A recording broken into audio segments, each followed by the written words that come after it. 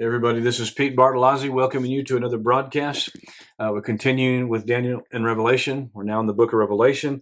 I just got done starting chapter 8, revealing the seventh seal, and talking about, and we were in Daniel chapter 9 and verse 27, where it says, He will forge a constitution with many for 1 week. In the middle of the week, he will cause the sacrifice and the offering to cease for the extremity of abominations. He shall make it desolate, even till the consummation, that is the consummation of the 7 years. And that which is determined will be poured out upon the desolator. So this all begins at the middle of the week when he comes into power. And it says, and it's in this time that which is poured out will be poured out upon the desolator. So these trumpets begin at mid-trib when he comes to the zenith of his power and he starts to go against Israel. And God begins to have the trumpets of judgment blown into the earth. And it says that which is determined will be poured out upon the desolator. I want you to hear that. That is so important to understand that too many people on anti-biblical prophecy miss.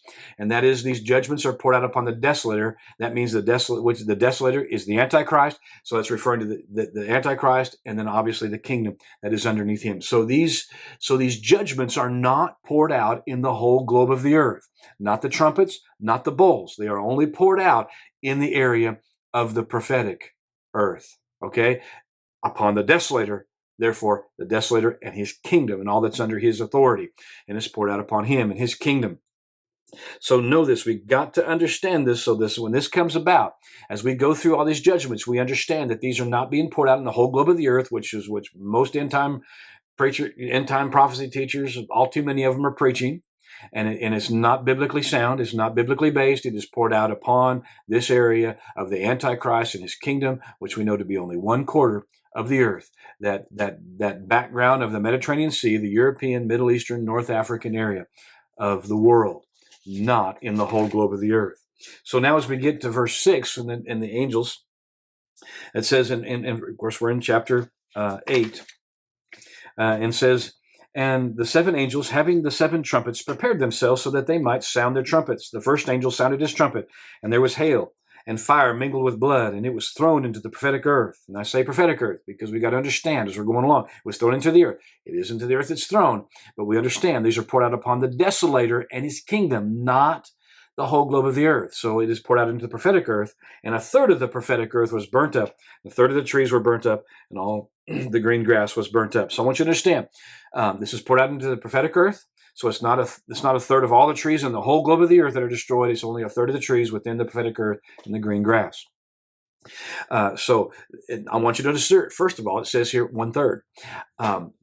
As the judgments of God begin, they do not start at full strength. They didn't start at full strength in Egypt when he's pouring out the plagues upon the Egyptians. They would continue to increase and get worse and worse as they went along. We're going to find the same thing here because God is still endeavoring to reach people in the earth. So it doesn't start out at full strength because the 144,000 have their ministry going on at this time. The 2 witnesses begin their ministry at mid-trib. And so they're endeavoring to reach as many. So their ministry is to be what? They're witnesses. They're witnesses of the Lord. So there's people to be reached during this time, even within the prophetic earth. The 144,000 their ministry spans the whole 7 or most of the 7 years. The 2 witnesses join them at mid-trib, and they pretty much span the whole latter half of the tribulation in their ministry, but they are witnesses. There are people still yet to be reached because they're witnessing concerning God. They're not just doom and gloom and saying, there's no hope for you, all this is going to happen, there's no hope for you. No, there's still people to be reached. And that's what their ministry is endeavoring to reach as many people as they can possibly be reached. And their ministry is primarily within this prophetic earth. Now, whether the 144,000 get outside of the prophetic earth into the other nations, I don't know. I tend to think, even though it's possible, that maybe not. I believe that the rest of the nations are going to be prepared in this end-time revival before the pre-tribulation rapture of the glorious church. I believe this end-time revival will take us right up to that, the pre-tribulation rapture of the glorious church. I believe it's going to be so powerful and so strong, even within that area of the prophetic earth, before the tribulation, that there's going to be billions of people who come to know the Lord Jesus Christ. And so I believe there's going to be in excess of 2 billion people in that pre-trib rapture. Dr. Sutton, as I brought out, believes there's going to be in excess of 1 billion people in the mid-trib rapture. So I believe there's going to be, I believe those, in fact, some of the prophets today are even saying God's going to be doing a work in the nations in this last revival. He's going to be doing changes in those nations. God's going to be preparing the rest of the earth to not be a part of the antichrist regime, to not support the antichrist. They'll be in the earth seeing what's going on, because you'll have the news and all the live feeds and everything about what's going on in the earth. They will know about it. But they will not yield to him. They will not heed to him. We'll show you that as we go on in biblical prophecy.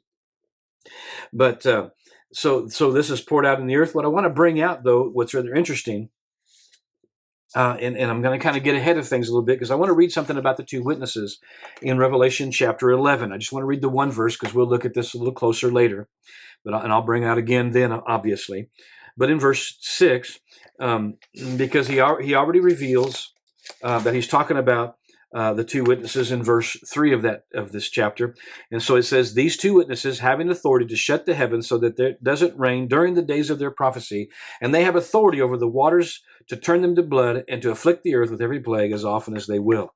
Now, when it says to afflict the earth with plague as often as they will, it's not talking about like a plague, like a bubonic plague, or even what's all the nonsense being excessively blown out of proportion right now about the coronavirus or COVID-19 type of stuff. It's not talking about that kind of plague. It's talking about these trumpets. These are plagues being poured in the earth. If you look at these plagues, you'll find that 5 of these plagues here being poured out in the earth are similar to the ones that God brought upon Egypt.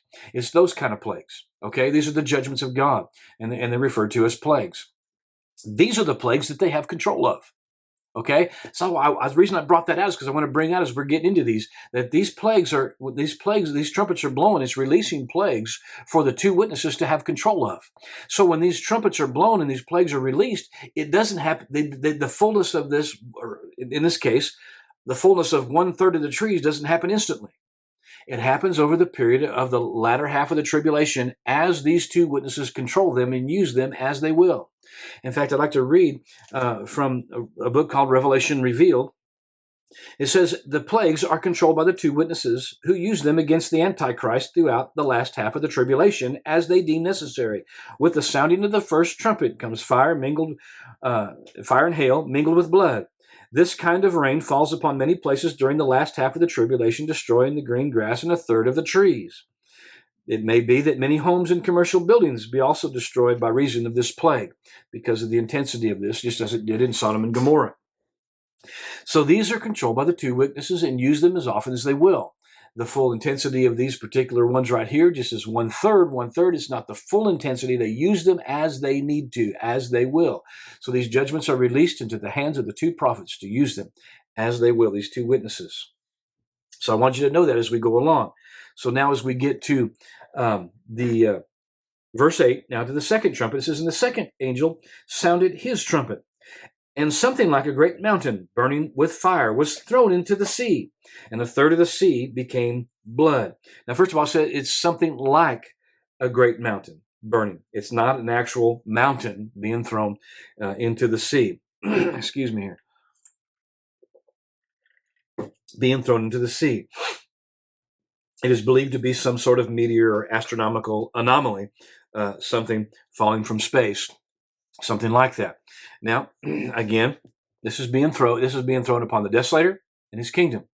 All too many people are out there preaching that this is thrown into the sea and became blood, that 1/3 of the seas of the whole globe of the earth turned to blood. That is not true. It is not poured out into the whole globe of the earth, folks. It is poured out upon the desolator. In fact, it does not say seas, plural. They're not poured out upon the seas. It says, literally, the Greek says poured out into the sea, singular. And the means a specific sea. So the bottom line just comes down to this. What sea is the very center of all this end-time biblical prophecy? Again, Daniel, the Great Sea is the very center around all this, the backdrop, if you would, of all end-time biblical prophecy. This is referring to the Mediterranean. This is thrown into the Mediterranean Sea, and only a Mediterranean Sea becomes 1/3 blood. not all the seas of all the whole globe of the earth, of the whole world, you see. Just the Mediterranean Sea is the only part that this occurs. And again, this does not occur instantly. It occurs over time as the two witnesses use them as they deem necessary. And I want you to notice it didn't say it became like blood. It does say it become blood. I thought that was interesting. So it's just like in Egypt, the river became blood. The sources of water became blood. It didn't just say it was like blood. It became blood. So people who try to use some other explanation of things being, how things could have been thought of as like blood, just because it turned red, but no, it literally says it became blood. So that's going to be the same here. This is one of them that is repeated during the tribulation period. Let's see. Dr. Sutton states this again in his book, Revelation Revealed. When the second trumpet sounds, a third of the sea becomes blood. And specifically says in the Mediterranean. Ships caught sink, and all aboard perish. By the end of the two witnesses' ministry, even people living inland may be affected, as a third of the sea becomes blood. They will be affected, obviously, because obviously we draw a lot from the sea, fish and so on, things like that, the things that they draw from the sea, and so on. And it says in verse 9, it says, and a third of the creatures which are in the sea that have life died, and a third of the ships were destroyed. And obviously the men in those ships do die.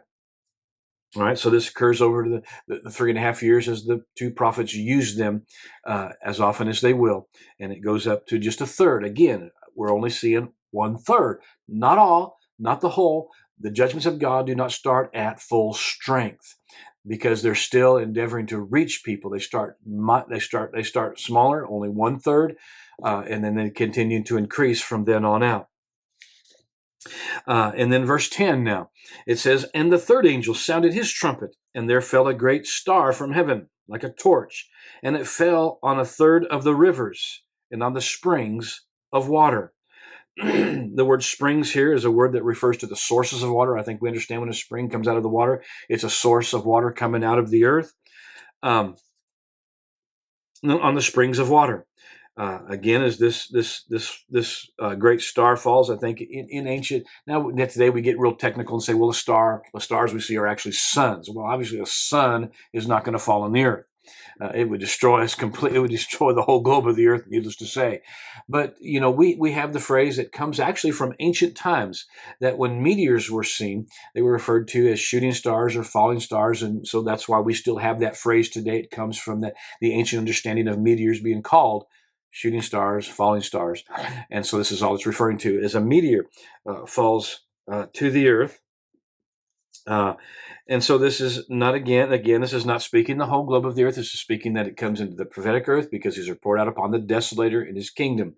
And of course, it doesn't happen instantly all at once, but it as the two witnesses use them during this time to afflict with this. And so it implies that as this comes in, it breaks up across the prophetic earth so that it can be used to affect all the different, the streams of water, the rivers of water, the sources of water, the springs, and so on, as often as they would. So it implies it's almost thing, like it said, like it breaks up over the whole area of the prophetic earth, of that whole area around the Mediterranean Sea. And so again, he says, it is not an overnight event, but reaches its maximum effect as the two witnesses use these plagues in the last 42 months or latter half of the tribulation. One commentary, Faith and Action commentary, stated this: the name of the star is wormwood, and the name of the plant.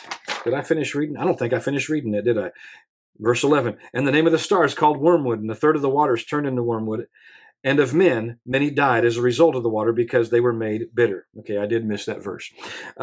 Because the word bitter here is a word, it comes from the root in the Greek that refers to something, that bitter referring to something that is acrid or acidic, which means it puts an acid in the water, and that's why, because of this, many die as a result of these waters. But it's only 1/3.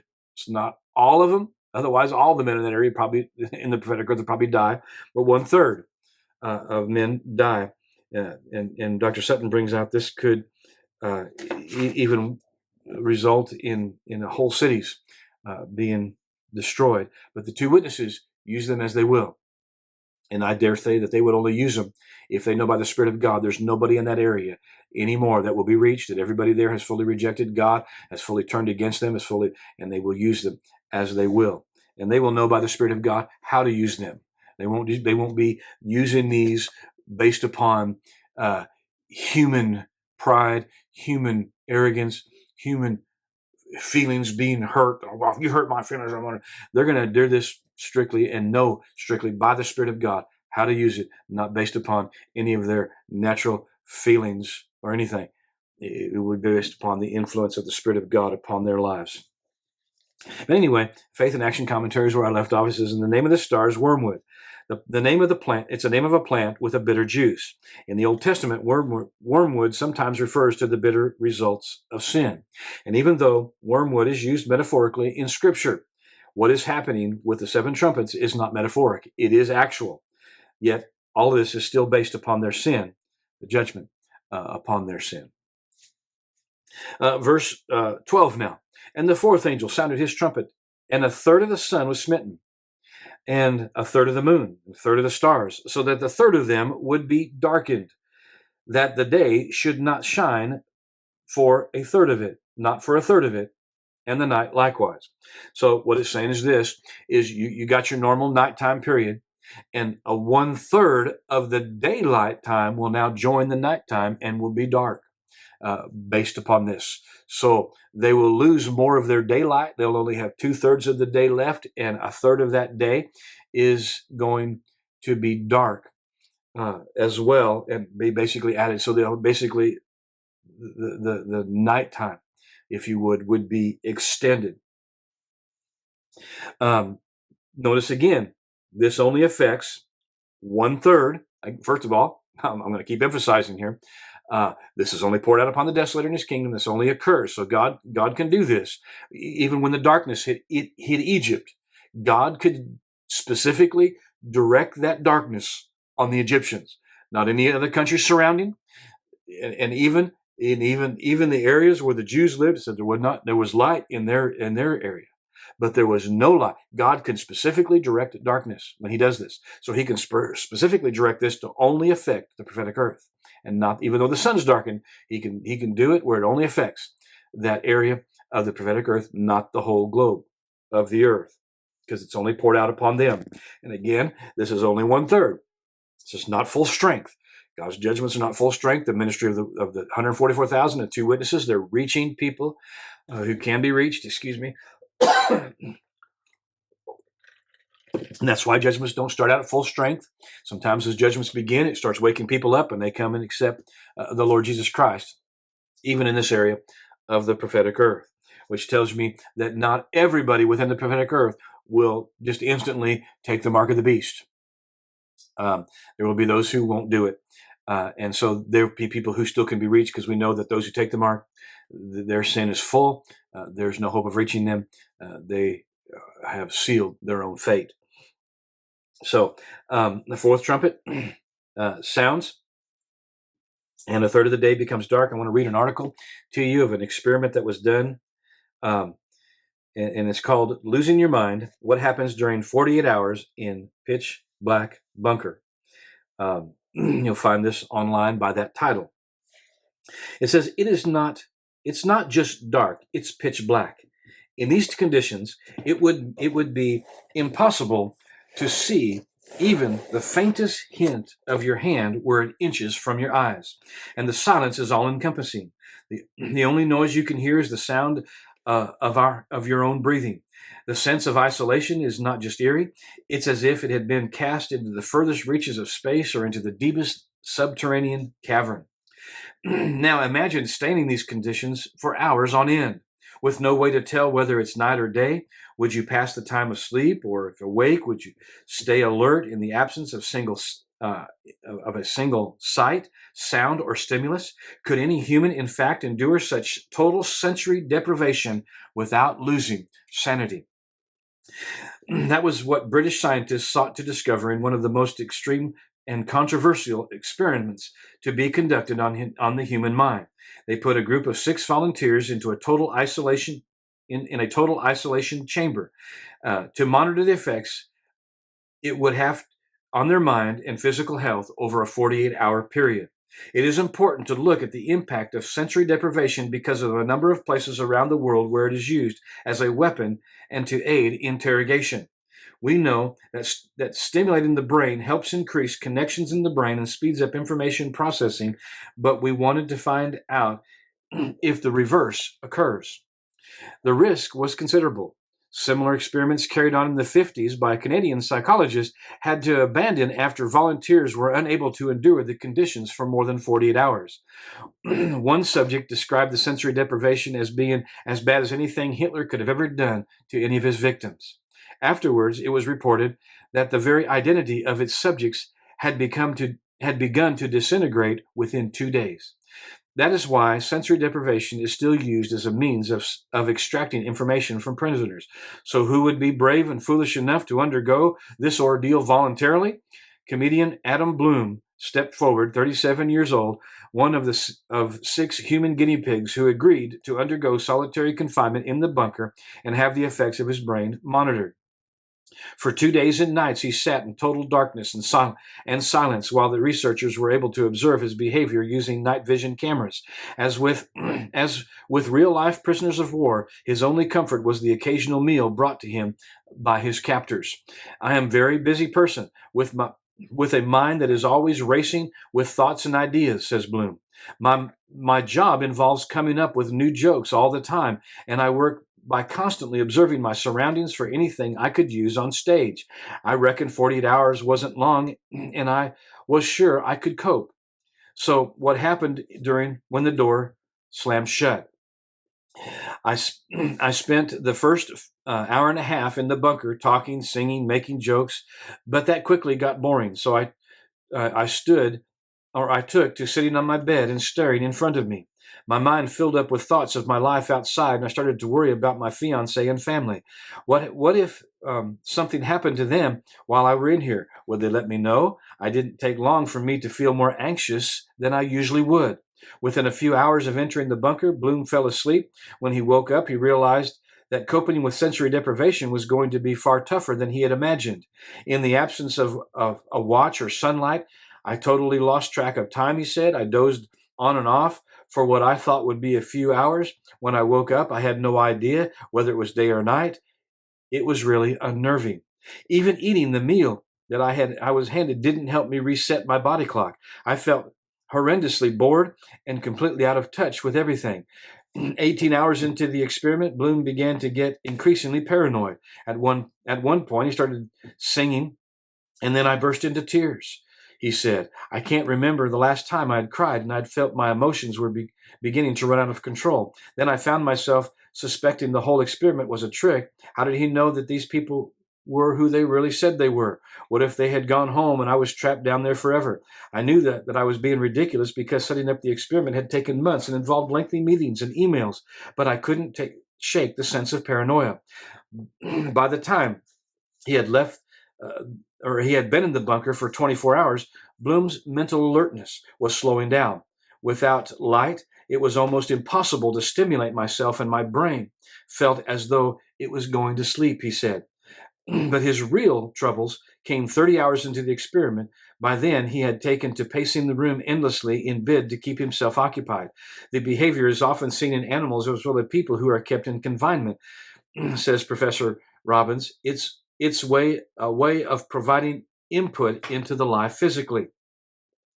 But after 40 hours, events took a more sinister turn. Bloom began to hallucinate. He saw a pile of 500 oyster shells. I could see the pearly sheen on the oyster shells as clear as day, he says. Bloom says, then I felt as though the room was taking off from underneath me. For the first time, I realized that the lack of stimulation was driving me close to insanity. I felt nothing but numbness, as though I was losing the will to live. I considered pulling out, but I told myself that at least I could comfort myself with the thought that my ordeal was soon going to be over. Some prisoners have had to endure these conditions for months and even years. Bloom was released after 48 hours to undergo psychological tests. The results were compared with identical tests he had carried on before his incarceration and showed a clear impairment of his ability to process information, a reduction in memory, an increase of suggestibility. For Bloom, there was an unexpected outcome.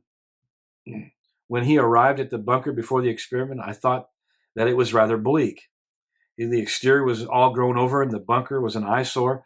But when I left after 48 hours, I noticed how green the grass was, how blue the sky was, and the hundreds of yellow buttercups. That's just a type of flower. I made a vow that I would never not notice and appreciate my surroundings again. I am glad I did it, but no sum of money would convince me to go through 48 hours on my own again. It was the greatest endurance test of my life.